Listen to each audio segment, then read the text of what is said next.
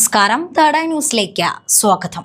Train യാത്രക്കാർക്ക് കൂടുതൽ സുരക്ഷ ഉറപ്പാക്കുന്നതിന്റെ ഭാഗമായി കേരള പോലീസും റെയിൽവേ പോലീസും സംയുക്തമായി ആരംഭിച്ച ഓപ്പറേഷൻ രക്ഷിത കർശനമായി മുന്നോട്ടു പോകാൻ ഒരുങ്ങുകയാണ്.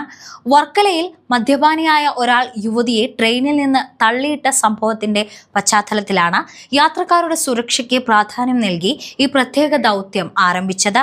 റെയിൽവേ സ്റ്റേഷനുകളിലും ട്രെയിനുകളിലും ആൽക്കോമീറ്റർ ഉപയോഗിച്ച് ഉൾപ്പെടെയുള്ള പരിശോധനകൾ ശക്തമാക്കിയിരിക്കുകയാണ്.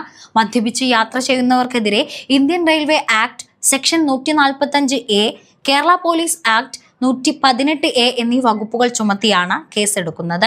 Indian railway act section 145A പ്രകാരം റെയിൽവേ കാരിയേജിലോ റെയിൽവേയുടെ ഏതെങ്കിലും ഭാഗത്തോ വെച്ച് ആരെങ്കിലും മദ്യലഹരിയായി കാണപ്പെട്ടാൽ അത് ശിക്ഷാർഹമായ കുറ്റമാണ്.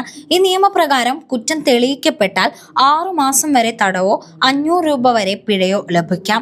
ആദ്യത്തെ കുറ്റത്തിന് കുറഞ്ഞത് 100 രൂപ പിഴയും രണ്ടാമത്തെ കുറ്റം ചെയ്താൽ കുറഞ്ഞത് 1 മാസം തടവും 250 രൂപ പിഴയും ലഭിക്കും.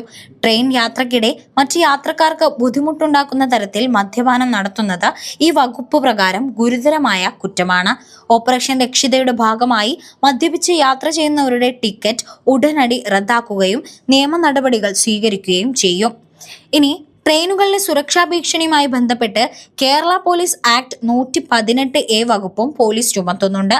ഒരാളെ ഭീഷണിപ്പെടുത്തുകയോ അധിക്ഷേപിക്കുകയോ അപമാനകരമായതോ അപകീർത്തികരമായതോ ആയ കാര്യങ്ങൾ പ്രസിദ്ധീകരിക്കുകയോ പ്രചരിപ്പിക്കുകയോ ചെയ്യുന്നതുമായി ബന്ധപ്പെട്ട വകുപ്പാണ് 118A.